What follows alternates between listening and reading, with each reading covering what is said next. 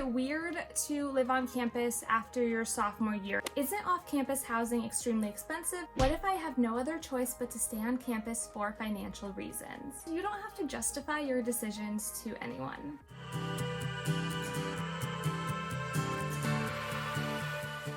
Hi, and welcome to Aloha Alina. My name is Alina.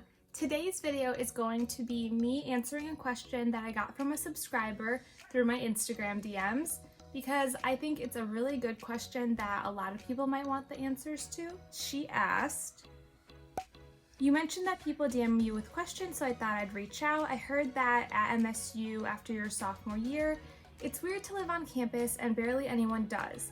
Is that true? And if so, where do we live junior year and senior year? Isn't off-campus housing extremely expensive, or is it about the same as the dorms? What if I have no other choice but to stay on campus for financial reasons? All very valid questions.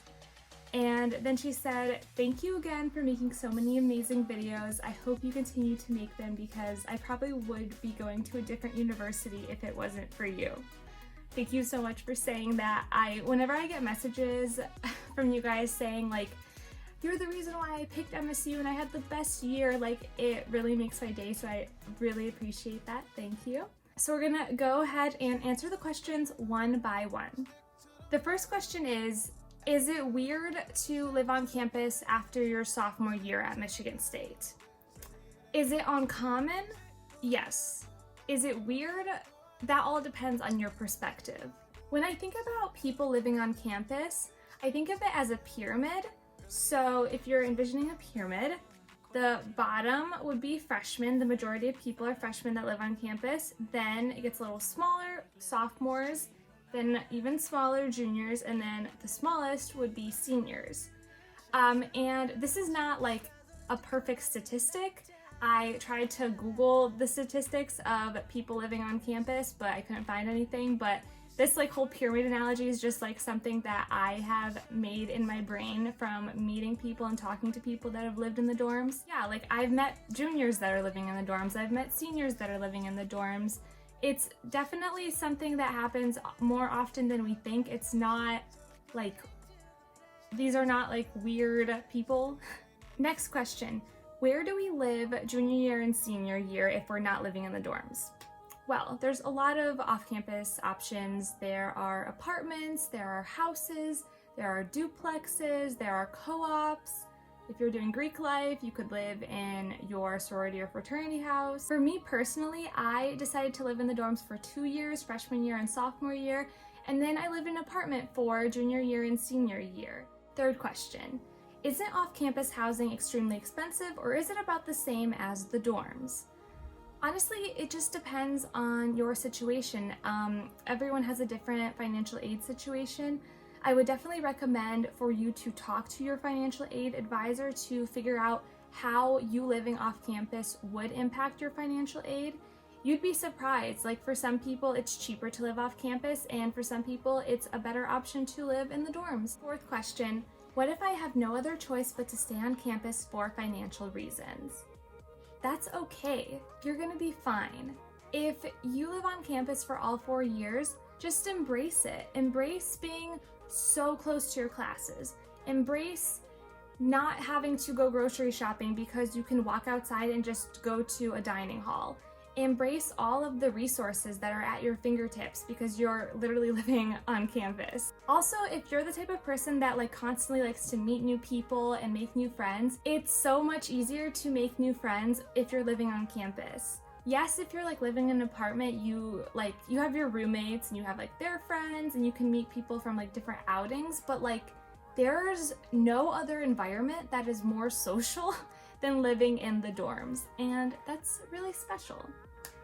In general, the experience of living on campus is such a good in-between stage between being a child and being an adult.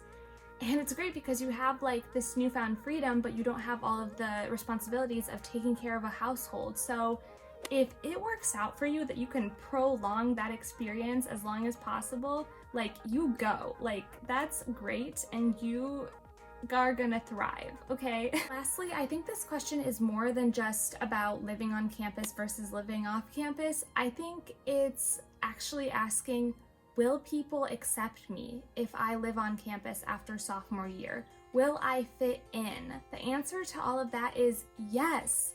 The right people will accept you for who you are, and they will not care where you're living. And if someone does judge you for still living in the dorms even though you're a junior or senior, then be grateful, because then you know that they're not meant to be in your life. And if they judge you for that, like that little small thing, could you imagine what else they're going to critique and pick apart?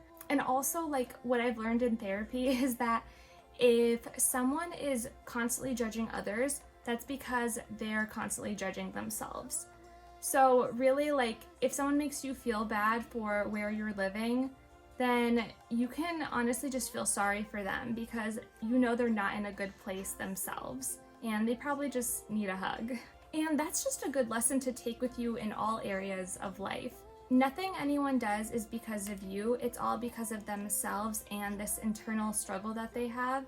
And if someone is doing something to hurt you, then it's just because they're projecting their insecurities onto you. And you don't have to justify your decisions to anyone. Living in the dorms for all 4 years, you're gonna thrive. Living in the dorms for only 2 years, you're gonna thrive. Either way, you're going to college, and that's what matters. And that's the end of Words of Wisdom with Alina. If you have any other questions about living on campus, living off campus, etc., feel free to leave a comment, and maybe I'll make another video talking about it. And also subscribe. And you can also Instagram DM me like I always say. Otherwise, I'll catch you at my next video. Bye.